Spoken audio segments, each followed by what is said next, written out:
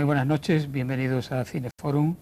Estamos ya próximos a la Semana Santa, así que hemos querido hoy seleccionar una película relacionada con estas fechas. Una película que aborde la figura de Jesús, de Jesucristo, que es un personaje que ha resultado muy cinematográfico, que desde los primeros inicios del cine se empezó a hacer películas en torno a la vida de Jesús, con uno u otro enfoque, directamente o bien de manera colateral en películas que trataban de otros asuntos, pero que también se tocaba esa figura de Cristo. Hoy hemos elegido una película de Roberto Rossellini, la última que él rodó, del año 1975, aunque se estrenó 3 años más tarde. Se llama El Mesías. Para hablar de esta película cuento con alguien que tiene gran experiencia en los medios y en la enseñanza. Fue durante 14 años director del Colegio Ecos, ha sido tertuliano en diversos medios, en radios y en televisión, por ejemplo, en Televisión Española en la primera cadena, también en Canal Nou, en la Radio Valenciana y en medios locales, por supuesto. Y ahora, bueno, hemos tenido la suerte y el honor de que haya decidido regresar, aunque sea hoy fugazmente, a comentar esta película. Miguel Ángel García. Miguel Ángel, bienvenido. Paco, buenas tardes. Gracias por la oportunidad que me brindas de después de un gran esfuerzo volver a los medios, porque desde noviembre del 75, como te he comentado antes, no había vuelto a pisar de 2015 no había vuelto a pisar un estudio o un plató de televisión. Bueno, aquí estamos. El tema me parecía interesante. El tema me parece interesante porque, como tú bien sabes, esta última película de Rossellini, El Mesías, cuando se proyectó en el año 75, levantó no polémicas, sino opiniones contradictorias, en el sentido de que no planteaba mucha discusión, por lo tanto las opiniones no eran discutibles, sino que Rossellini, como veremos, planteaba, como verán nuestros espectadores cuando vean la película, planteaban una imagen de Jesús en el que hacía una separación de algo que no existe realmente, que es el Jesús hombre del Jesús divino. Entonces se fija, y verán nuestros espectadores, que lo que resalta como hilo conductor a lo largo de toda la película, con sus altibajos, es la figura de Jesús hombre. Sí, porque prescinde de todo elemento sobrenatural. Absolutamente. De los milagros. Hay que considerar que esta es una película, la figura de Jesucristo, afrontada por alguien que era agnóstico. Efectivamente. Sin embargo, nuestros espectadores se darán cuenta de que, a pesar de ese agnosticismo, él utiliza un hilo conductor que a mí me llama mucho la atención, porque si aducir a los milagros, la imagen de María, si nuestros espectadores se fijan en ella, verán que es la misma María que da a luz, la misma María en cuanto a imagen y figura que acompaña a Jesús en el momento de su crucifixión, en el momento de su enterramiento. María no cambia para nada, con lo cual él no recurre a los milagros, pero de alguna manera nos está dando a entender que hay algo sobrenatural en el hilo conductor de lo que él nos quiere presentar, que no tiene nada que ver con la realidad. Se vale Rossellini aquí de una serie de actores que no eran profesionales, empezando por Pier Maria Rossi, que hace el papel de Jesús. Tú has aludido a María, a la Virgen, que lo encarna Mita Ungaro. Antonella Fasano es María Magdalena y Jean Martin es Poncio Pilato. Yo me gustaría que los espectadores se fijasen en algunos detalles de la película, algunos detalles de la narración que hace del Evangelio de Mateo, que quiero recordar que es el hilo de la película. Efectivamente, a mí me llama la atención cómo en el momento en el que Jesús es enterrado, la procesión previa, me gustaría que los espectadores se fijasen mucho en ese detalle, porque es una procesión no al uso de lo que los judíos tradicionalmente venían haciendo antes de los enterramientos. Después me llama la atención que introduzca la figura de María como la primera que llega al sepulcro a ver a Jesús, cuando no aparece eso en ningún sitio. Aparecen las mujeres. Exactamente, aparecen las mujeres, pero María, hombre, yo puedo entender que María sería la primera a la que Jesús quisiera ver en ese momento, que María era la que estaba realmente convencida de la resurrección de Jesús. Y el último plano de la película es interesante porque lo deja todo abierto. No quiero revelar cuál es el último plano de la película a los espectadores, pero aunque les cueste trabajo llegar a ese último plano, creo que merece la pena que consigan hacerlo. Bueno, a mí me da la sensación de que el asunto de la resurrección, que al fin y al cabo es la clave de esta historia, tiene muy poca relevancia en la película. Ninguna. Y sin embargo, para el pueblo cristiano, si no hay, como dice San Pablo, si no hay resurrección, vana es nuestra fe. Él, como agnóstico, quiere dejar de lado precisamente el tema de la resurrección. Sin embargo, por eso hago hincapié en este último plano de la película, en donde no niega absolutamente nada, no es capaz de negar la resurrección en absoluto. Hay detalles que a mí se me escapan y que no sé por qué Rossellini me hubiera gustado en algún momento, no sé si alguien le haría la pregunta o no. O sea, ¿por qué María tiene tanta relevancia en el hilo conductor de la película? Por ejemplo, señalo que cuando Jesús va a presentarse por primera vez en el templo, ya como joven, hay una frase muy bonita de María en donde dice: tú perteneces a la ley y la ley eres tú. La preparación para el templo la hace María, cosa inusual, porque lo normal sería, Paco, lo normal es que la preparación para que el neófito acceda a la entrada al templo sea el varón. En este caso tendría que haber sido José. José no aparece en este sentido para nada. Entonces es María la que en los momentos cumbres de la vida de Jesús aparece. Otra escena que también me llama la atención en este sentido es cuando Jesús va a su pueblo por primera vez y entra en la sinagoga y abre el libro de la ley, precisamente por Isaías, y habla de la llegada del Mesías y dice: en este momento se están cumpliendo lo que dicen las Escrituras. Es María también la que está allí presente.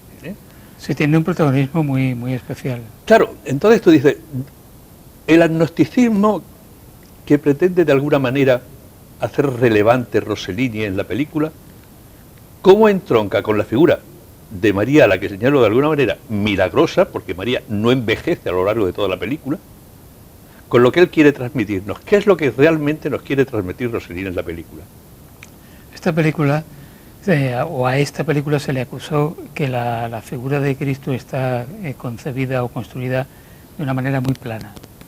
No tiene emoción, no transmite emoción. Paco, no pone énfasis en el mensaje. Una pasión sin emoción no es una pasión, sobre todo después de haber visto la pasión de Mel Gibson. O sea, algo que es apasionante, pues no tiene más remedio que ser emocionante. Y aquí es todo absolutamente plano. Es más, Jesús, cuando habla con sus discípulos, se dirige a ellos como si no tuviera relevancia lo que está diciendo. Él sigue trabajando como carpintero, sigue reventando redes, sigue haciendo lo que está haciendo, y a modo de comentario, a modo de tertulia, pues les va diciendo lo que efectivamente nosotros hemos conocido a través de los evangelios.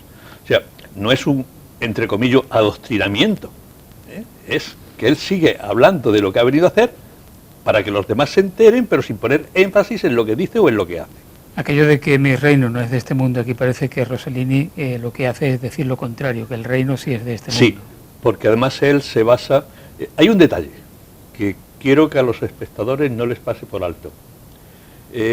A lo largo de todas las películas que hemos conocido de la vida de Jesús, que son muchas y que ponen de relevancia a Jesús como Dios y como hombre, siempre ha sido el pueblo judío un pueblo que en ese momento está sometido al Imperio Romano.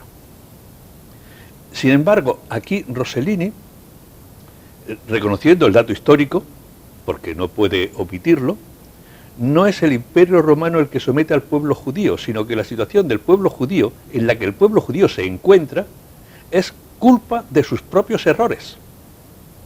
No del sometimiento a otro, sino que han llegado a eso porque no han sido capaces de ser consecuentes con los valores que su propia ley les daba.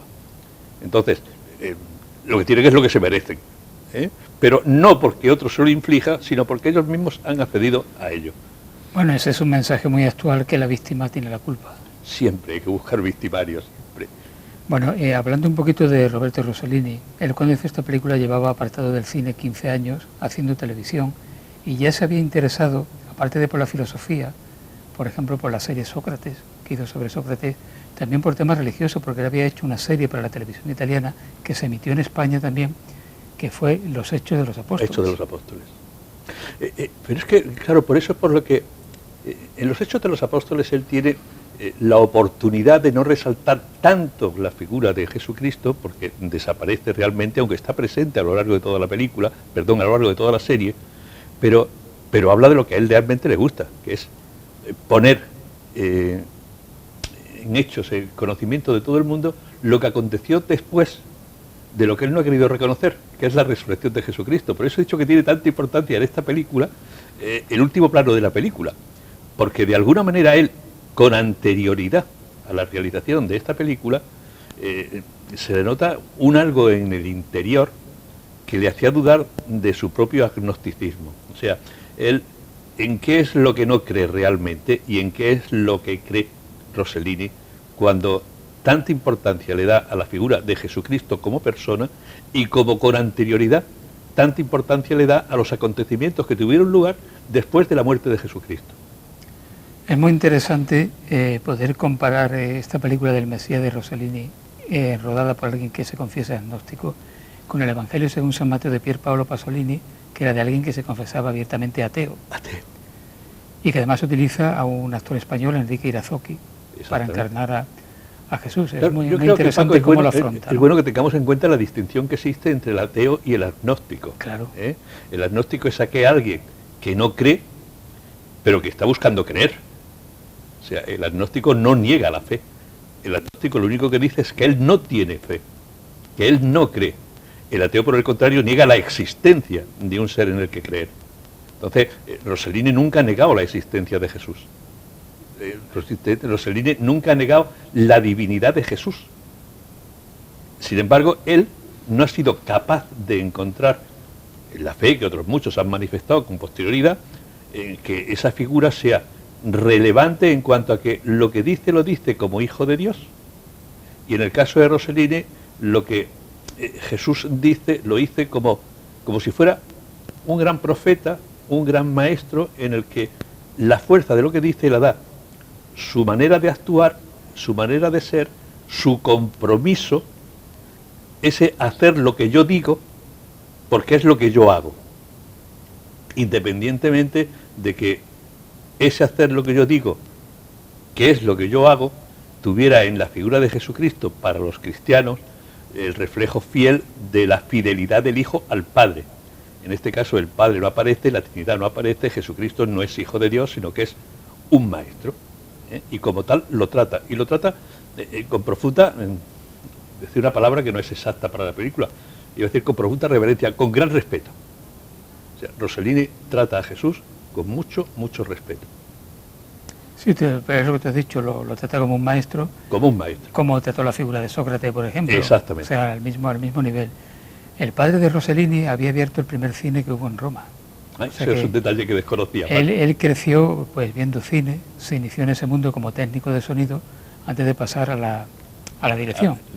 Después fue un padre del denominado neorrealismo italiano, aunque antes había hecho 3 películas que se llamaban, lo tengo aquí apuntado, La nave bianca del 41, Un pilota ritorna del 42 y Uomo della Croce del 43. Esto es la trilogía fascista. Y después viene la trilogía neorrealista, que son Roma, ciudad abierta, Paisà, que es camarada, con actores también no profesionales, y Germania, Anno Cero. Yo creo que la segunda trilogía, Roma, ciudad abierta, es la más conocida probablemente, la más conocida. Y es la que hemos tenido más oportunidad a través de ella conocer al director de la película.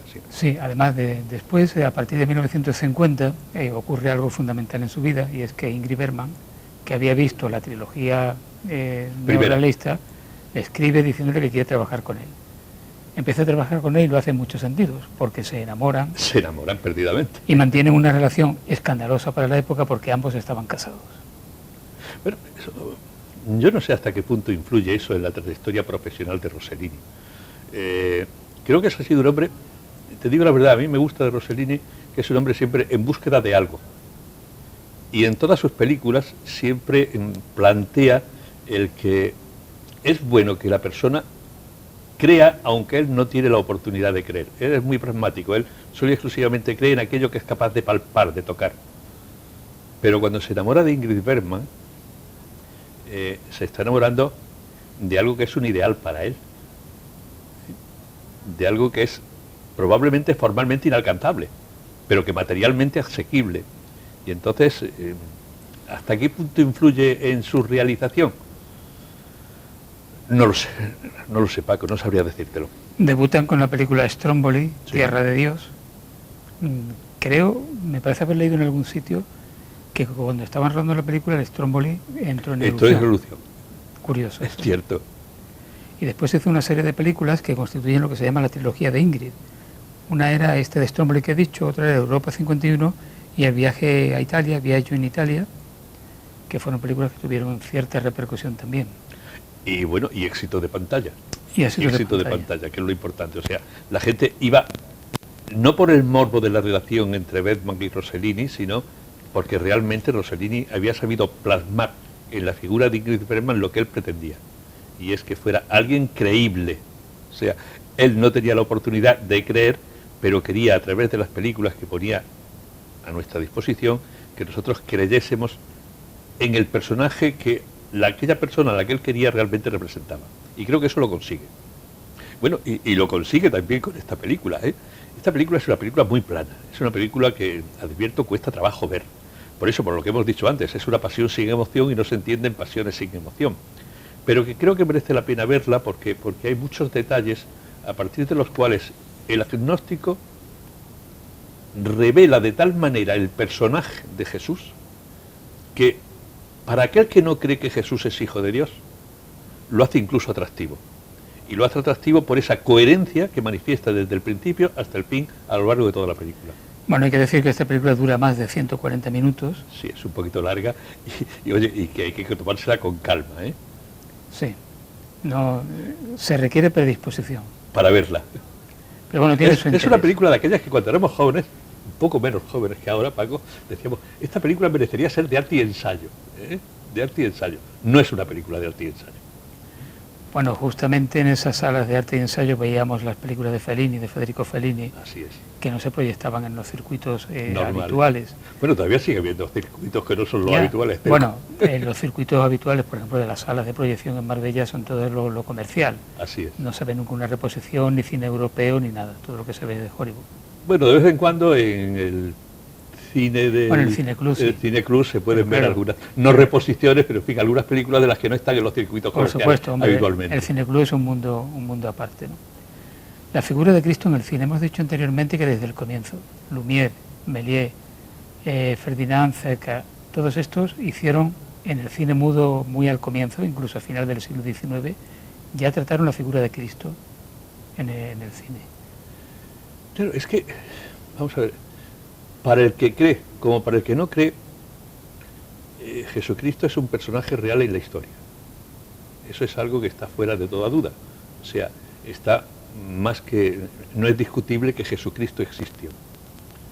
Desde la fe, creemos que Jesucristo, los que tenemos la oportunidad y la suerte de tener fe, creemos que Jesucristo es el Hijo de Dios vivo que ha venido al mundo para redimirnos. Pero desde el agnosticismo, desde aquellos que no creen, el respeto de la figura de Jesús es importantísimo.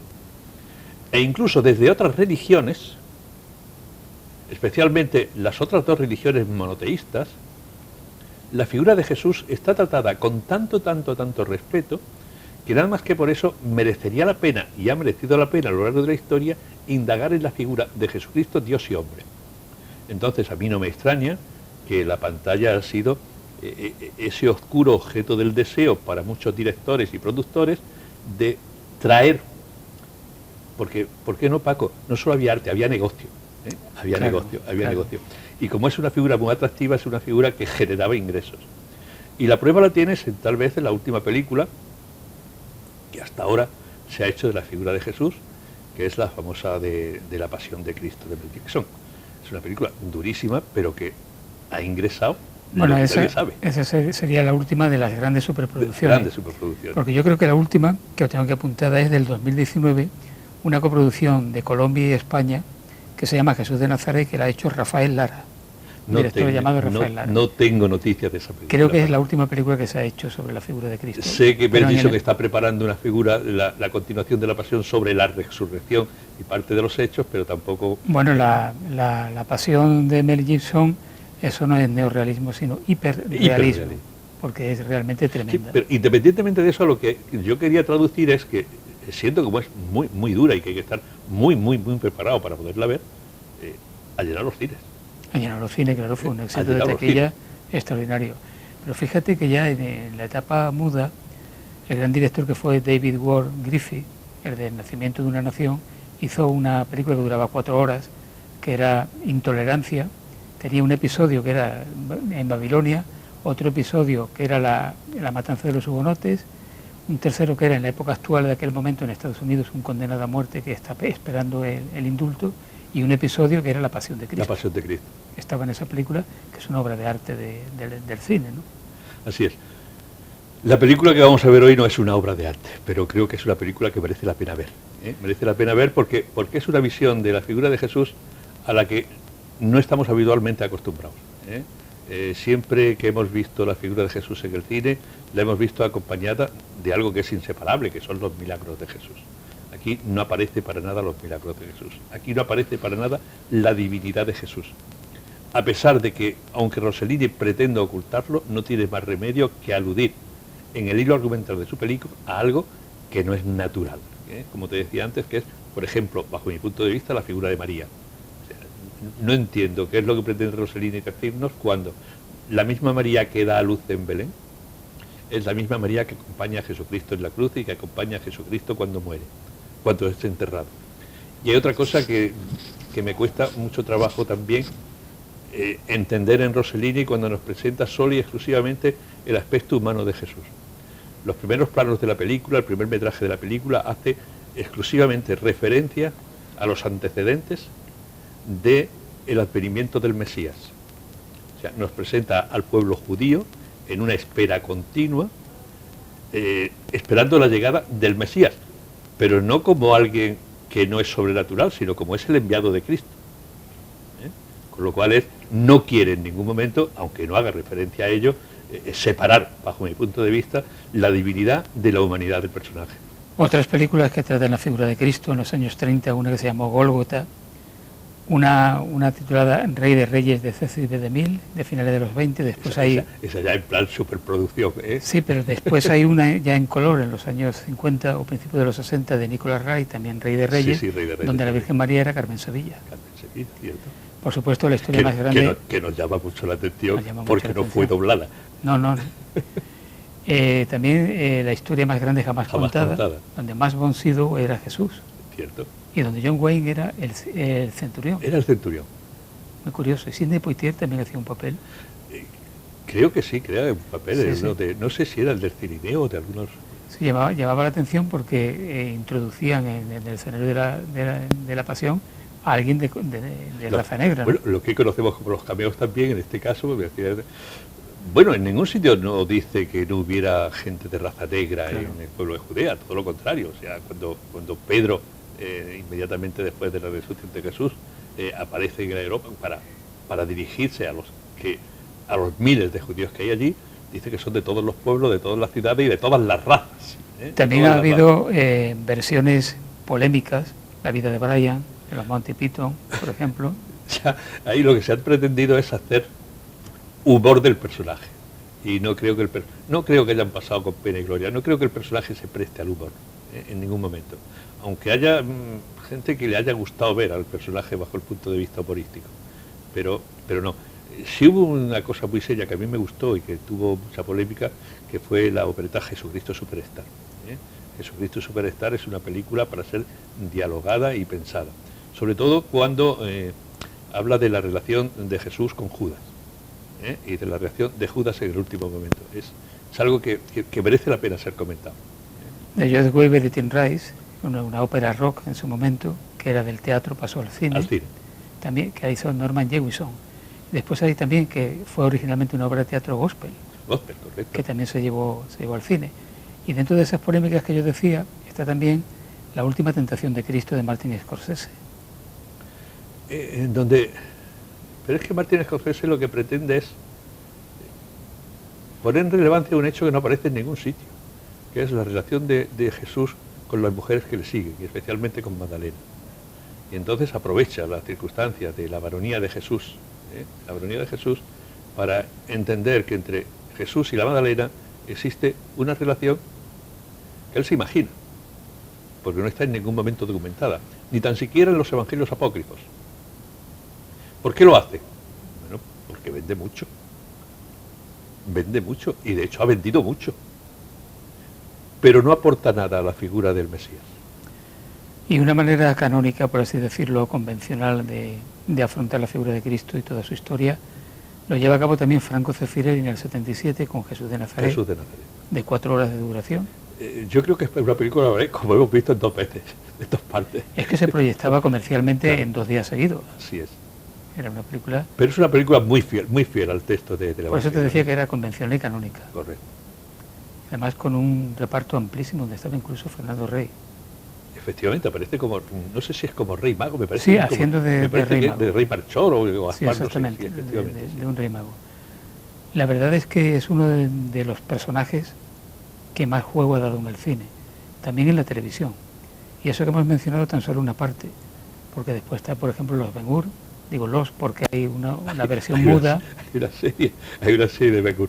Y yo creo que todos tenemos, cuando hablamos de Ben-Hur, la imagen son exclusivamente del Charlton Heston diciendo la Sí, cuadrilla. hay 3 versiones, la de 1927 de Fendiblo con Ramón Novarro, que para mí es la mejor quizás de las 3. Después está la superproducción, donde está Charlton Heston. Correcto. Y la última, la que se hizo hace un par de años o 3, malísima. Que pasó sin pena ni gloria. Es que, en fin, Claro, en absoluto. a veces los remakes no tienen ningún sentido. En este caso no ha tenido sentido ninguno. Pues Miguel Ángel, dale algún argumento a nuestra audiencia para que, aunque sea difícil ver esta película, se quede a verla. Sí, yo les diría que merece la pena, porque de esa manera pues, podrán establecer diferencias entre aquello que hasta ahora han venido viendo como habitual y lo que Rossellini nos presenta en cuanto a la figura del Mesías. No podemos olvidar que Jesucristo es Dios y hombre verdadero para los creyentes. Y muchas veces nos olvidamos de la imagen de Jesús como hombre y tenemos en cuenta solo y exclusivamente la imagen de Jesús como Dios. Como Dios es inimitable. Sin embargo, como hombre, y en este aspecto nos lo presenta muy bien Rossellini, es alguien a quien efectivamente podemos seguir, podemos imitar, podemos querer y por lo que dice podemos creer. Indudablemente es una figura histórica y aparte de histórica, pues con la trascendencia sobrenatural para los creyentes que no deja a nadie en la indiferencia. En absoluto. Y aprovecho, Paco, deseémosle feliz Semana Santa a todos los marbelleros y a todos los que tengan la oportunidad de venir a vernos. Que la disfruten. Pues igualmente, Miguel Ángel, ha sido tu primera visita a este Cineforum, espero que no sea la última. Bueno, ya lo... es mi compromiso es contigo, no con el Cineforum, ¿vale? Muy bien, Intentaré. gracias Miguel Ángel. A ti. Pues nos quedamos con esa obra, la última película que hizo Roberto Rossellini y que habla y que trata la figura de Jesús, el Mesías.